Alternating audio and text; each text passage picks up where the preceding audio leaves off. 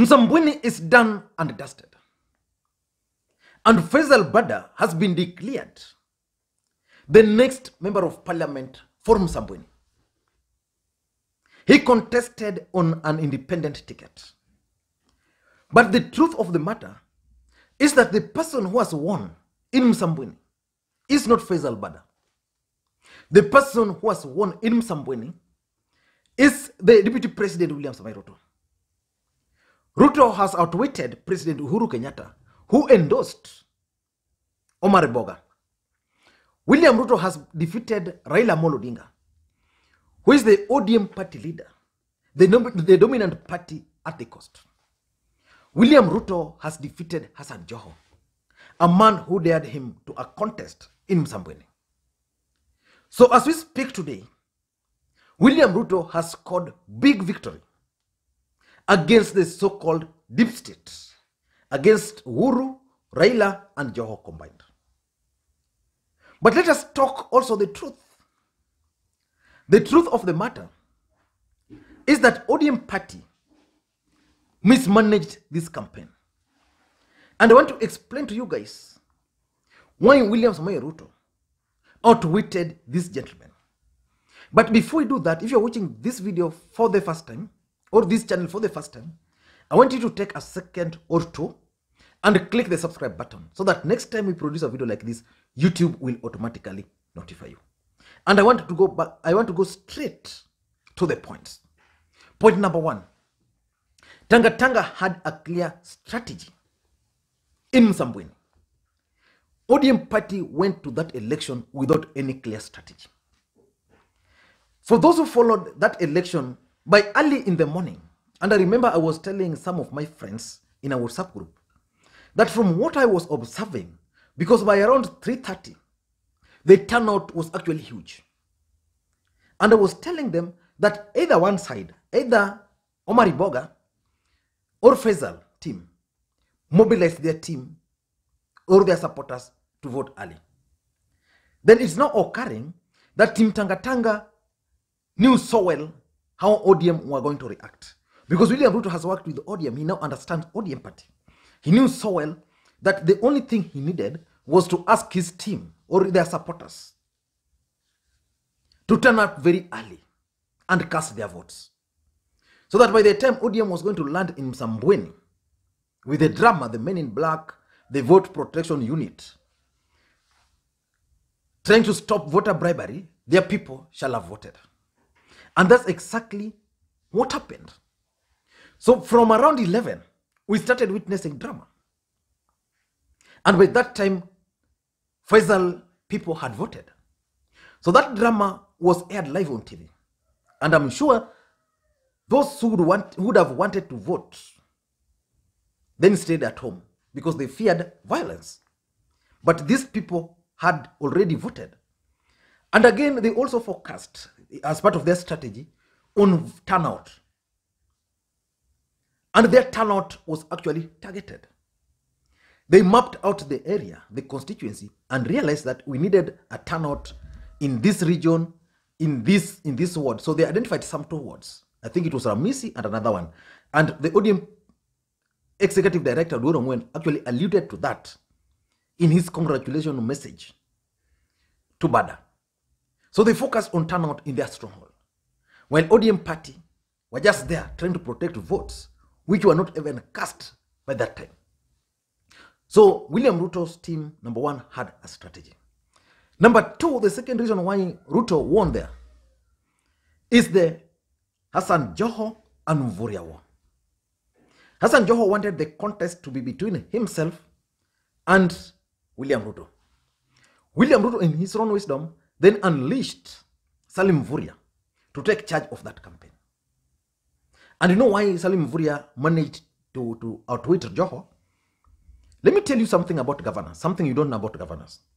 You know, all these governors, they have structures, serious structures on the ground. So a serious governor cannot be easily defeated when he decides to support. And I want to give you two cases. In Undanyi, which is in Taita Taveta, there was a by-election there. A member of county assembly on SDP died. So ODM party sponsored a candidate there. But the governor there also sponsored a candidate. So the governor emerged victorious. In Kiambu, for example, Kawa Wendani, the governor there delivered that seat. In Msambweni, someone was telling me that MVURYA is actually the Obado of the coastal region. He cannot be ignored. This is a guy who defeated ODM party with an overwhelming majority in the last general election. So it's still very popular. So when JOHO went there, three things happened. Number one, the locals there felt that he was intruding into their local politics. Number two, they also felt that JOHO was actually disregarding the local leadership there. So the ODM structures down there felt JOHO wanted to take everything, and even the local leaders there felt that JOHO wanted to do everything, so they took a low profile. And then there was also this politics of supremacy at the coast. And I can take you back to why MVURYA in the first place left ODM in 2017. Because of the supremacy battle. He felt that he was more educated, he was more grounded, and he was more local to be the coastal leader. Just like today we are witnessing the supremacy battle between JOHO and Amason Kingi at the coast. So basically, those are the reasons why. But apart from that, there is also the feeling that JOHO underestimated the Digos. MVURYA is a Digo. So he incited those people. So those people ganged up. And that's why those who are there, like I was talking to a friend of mine who was in Msambweni, he was telling me that everything was just okay until a few days ago, when now the locals started talking about Kwale Sio Mombasa. And that's how ODM lost. Number three, something which also worked in favor of William Ruto is the President Uhuru Kenyatta's endorsement for Omar Boga. Historically, the people of the coastal region have a lot of bone to chew with the Kenyatta family. And ODM party underestimated this. And someone challenged me some 2 days ago that the moment William Ruto endorsed Bader and handed him over to MVURYA, his team decided that he was not going to go to the ground. Because the team knew that by Ruto going to the ground, the narrative there was going to shift from Bader the candidate, from JOHO MVURYA war, to William Ruto versus Raila. But when Uhuru now endorsed Boga, that friend told me that he was actually shocked that ODM supporters were sharing that video, that photo, and even the video. And according to him, this is a serious guy within Tanga, and he was playing a key role in that campaign. He was telling me that's the moment they now knew that they had a chance in winning that election, because even in the last election, William Ruto had to go to campaign for Jubilee in Mombasa in general alone. In the coastal region alone, because of the fear that the coastal people didn't want President Uhuru Kenyatta. So that Uhuru Kenyatta endorsement, as much as it was good, it worked against Boga. And again, it also worked against Boga because now they were relaxed. That now they had the system. So they relaxed. Unknown to them, William Ruto understands the way elections rigging take place. So yesterday, the results which were coming out from William Ruto's team. So, like for example, by the time JOHO arrived in Msambweni, he arrived at 4. By 4, elections was done and dusted. So Uhuru Kenyatta's endorsement, in my view, did not work in favor of Omar Boga. Number 4 was lack of clear messaging from ODM party. ODM party has always been the party of the people of the coastal region. That's the fact. ODM party has always told the people of the coastal region that they were going to solve their historical injustices in the region. Now they are in bed with the government. But their messaging was not coming out clearly. They didn't identify any specific issue to run away with. What we witnessed was just stamping. JOHO daring Ruto to come, awache ku unveil candidate Nairobi, akuja menyana na mimi. Sifuna, who is the Secretary General of the party, exchanging with Aisha Jumwa. The candidate now relaxed that now I have the ODM ticket. You can't beat me. So there was lack of clear messaging. There was just stamping. There was no direct engagement with voters. If you go to William Ruto's side, what they were doing,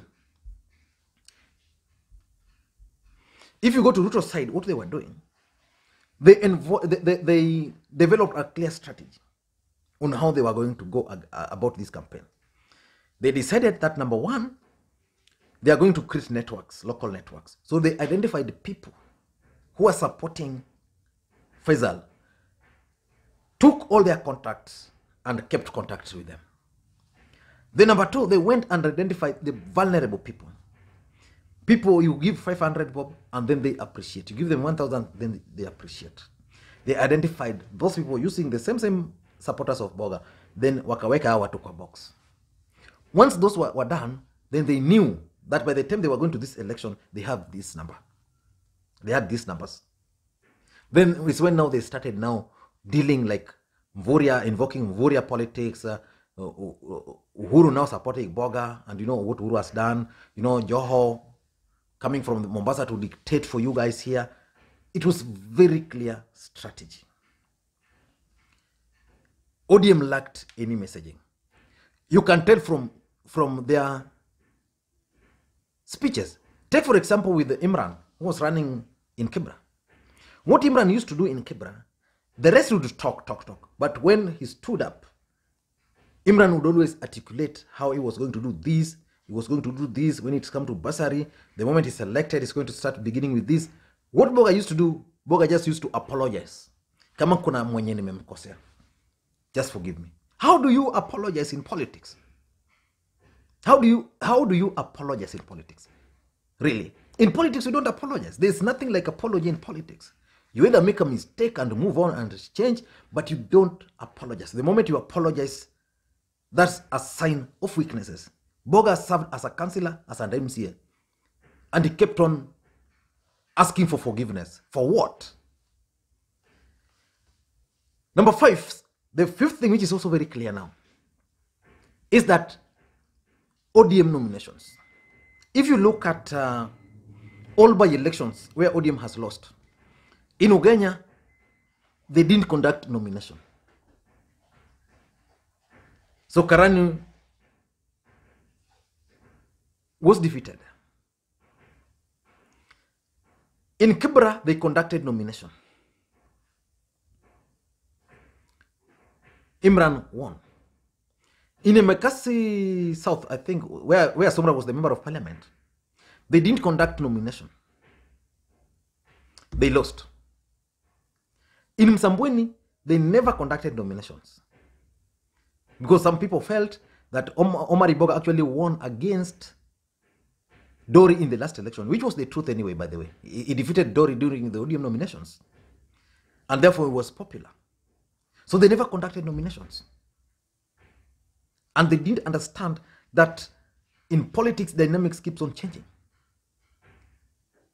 So if ODM want to succeed, they must conduct nominations. There's a by-election in Matoga, then there's another by-election in Bungoma, and there's a by-election in Machakos. They can use, Uhuru, Raila, and Ruto can use those 3 to redeem themselves. In Matoga, ODM can decide to sponsor a candidate or support the NC candidate. In Machakos, they can decide to go for to support Wiper. And in Bungoma, they can decide to support Ford Kenya candidate so that they can win. But ODM party can decide to go to Matunga by election, identify a strong candidate and sponsor. And if that candidate is going to win, then it's going to silence the opponents. That's the only solution. And lastly, why they failed is the system. Once Boga was endorsed by the system, these guys believed that they were now free and fair. You see, systems don't vote. What happens is that people vote. And then the systems are manipulated. So the only thing you can do is to prevent the system from manipulating the system, the votes. So the system will provide for you a conducive environment for your people to vote. Like yesterday, the police really worked in favor of the ODM candidate. The only problem is that they never mobilized. If they are mobilized, there are people to turn out, then the system was with them, then it would have been possible. But now they were relying on their system. They forgot to mobilize their people. I'm told even agents were not paid. ODM did not pay 8 agents. When are they going to learn? And the mere fact that they did not pay agents, that's why some of the results were just being signed. Because someone came and also paid some of these agents in strongholds. Because there is no way Feisal can get 600 votes in a polling station and Omar Boga getting 61. No way. There must have been something terribly wrong, which means ODM as a party must go back to the drawing board. But for now, William Ruto has won. He has defeated his people. He has defeated the system. And he only needs to maintain this momentum. And the question then is, what next for Raila Odinga after the Msambweni by-election? And what next for William Ruto after the victory in Msambweni? Those are the 2 videos I'm going to work on, probably tomorrow or later today. What next for Raila Odinga after Msambweni? And what next for William Ruto after the victory in Msambweni? Thank you guys, and please may you have a good day. By the way, don't forget to subscribe if you're watching this video for the first time. Thank you guys.